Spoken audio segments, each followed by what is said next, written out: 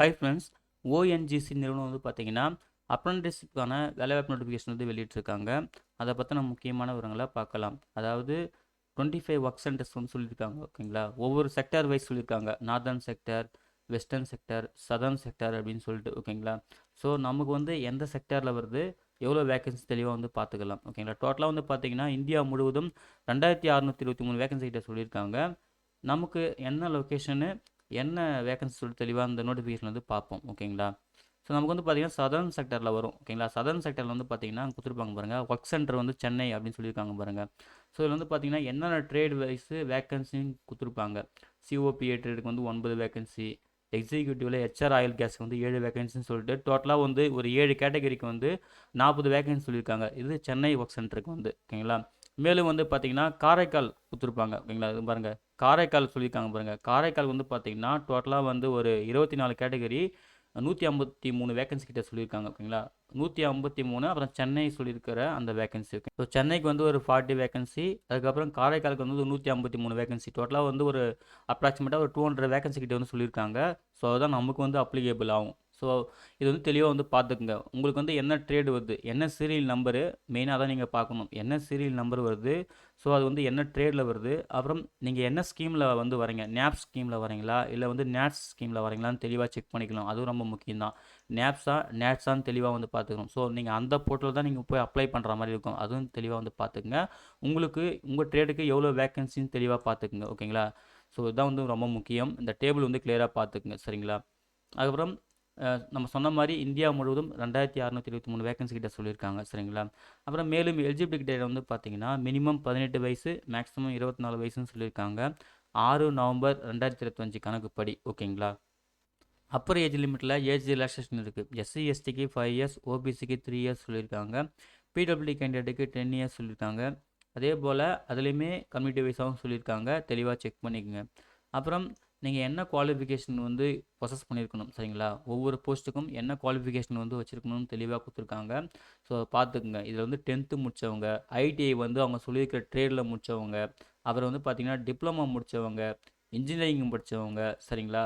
அப்புறம் any degree படித்தவங்க அப்படின்னு சொல்லிட்டு மோஸ்ட்லி எல்லா குவாலிஃபிகேஷனும் வந்து உள்ளே வருது. ஓகேங்களா? நீங்கள் ஒன்றே ஒன்று என்னென்னா, நம்ம சொல்லியிருக்கிற அந்த சென்னை ஒர்க் சென்டருக்கும் காரைக்கால் ஒர்க் சென்டருக்கும் அந்த போஸ்டிங் நேம், அந்த ட்ரேடு இருக்கான்னு நீங்கள் பார்த்துக்கணும். அந்த ட்ரேடுக்கு அந்த எஜுகேஷன் குவாலிஃபிகேஷன் உங்களுக்கு மீட் ஆகுதான்னு செக் பண்ணிக்கணும். அதுதான் உங்களுடைய ஒர்க். சரிங்களா? நோட்டிஃபிகேஷனில் கிளியராக பார்த்துக்குங்க.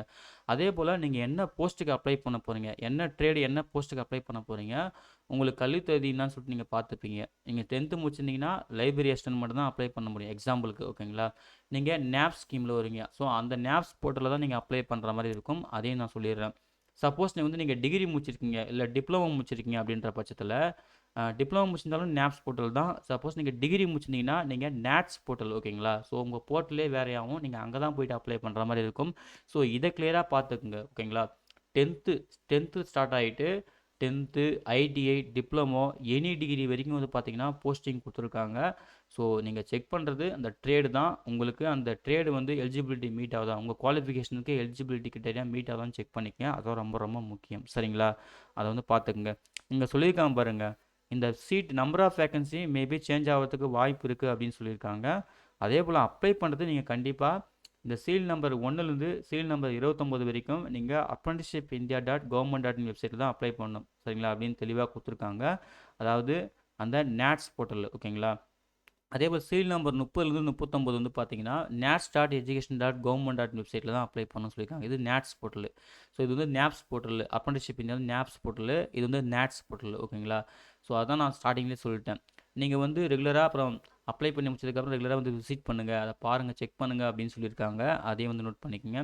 அப்புறம் டிஸ்டன்ஸ் லேர்னிங்கில் படித்தவங்களையும் அப்ளை பண்ணலாம்.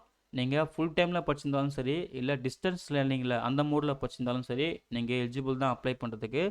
அப்புறம் ட்ரைனிங் பீரியட் வந்து பார்த்தீங்கன்னா 12 மந்த் அப்படின்னு சொல்லியிருக்காங்க. அதாவது 1 இயர் தான் ட்ரைனிங் பீரியடு.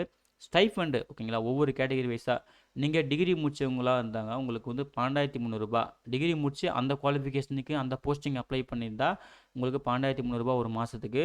நீங்கள் டிப்ளமோ படிச்சு அப்ளை பண்ணியிருந்தீங்கன்னா, ஓகேங்களா, டிப்ளமோ படிச்சுட்டு உங்கள் போஸ்டிங் ரிலேட்டடாக நீங்கள் அப்ளை பண்ணியிருந்தீங்கன்னா உங்களுக்கு 10,900 ஒரு மாதத்துக்கு. நீங்கள் 10th 12th குவாலிஃபிகேஷன் பேஸ் பண்ணி ஒரு ட்ரேடுக்கு அப்ளை பண்ணியிருந்தீங்கன்னா உங்களுக்கு 8200 ரூபாய் ஒரு மாதத்துக்கு. நீங்கள் ஐடிஐ வந்து 1 இயர் தான் முடிச்சிருக்கீங்க. ஸோ நீங்கள் அந்த ரிலவெண்ட் ட்ரேடுக்கு வந்து அப்ளை பண்ணியிருந்தா உங்களுக்கு 9600 ரூபாய் ஒரு மாதத்துக்கு. நீங்கள் ஐடிஐ ட்ரேடில் 2 இயர்ஸ் கோர்ஸ் முடிச்சிருந்து ரிலவெண்ட் ட்ரேடுக்கு அப்ளை பண்ணி செலக்ட் ஆகியிருந்தீங்கன்னா 10,500 ரூபாய் ஒரு மாதத்துக்குன்னு சொல்லிட்டு ஸ்டைஃபண்ட் பற்றி கிளியராக சொல்லியிருக்காங்க. இதையும் நோட் பண்ணிக்கோங்க. ஓகேங்களா? அப்புறம் வந்து பார்த்தீங்கன்னா செலெக்ஷன் ப்ராசஸ் வந்து கம்ப்ளீட்டாக அவங்க குவாலிஃபிகேஷன் அவங்க பர்சன்டேஜ் ஆஃப் மார்க் பேஸ் பண்ணி தான் செலக்ட் பண்ணுவோம் அப்படின்னு சொல்லியிருக்காங்க. அதையும் வந்து பாருங்கள். ஓகேங்களா? அதுக்கப்புறம் அப்ரெண்டிஸ்ஷிப் முடிஞ்சதுக்கப்புறம் கண்டிப்பாக ரிலீவ் பண்ணி விட்டுருவோம். எம்ப்ளாய்மெண்ட் கேரண்டிலாம் கிடையாது அப்படின்னு தெளிவாக கொடுத்துருக்காங்க. அப்ளை பண்ணுறது கம்ப்ளீட்டாக ஆன்லைன் மோடு தான்.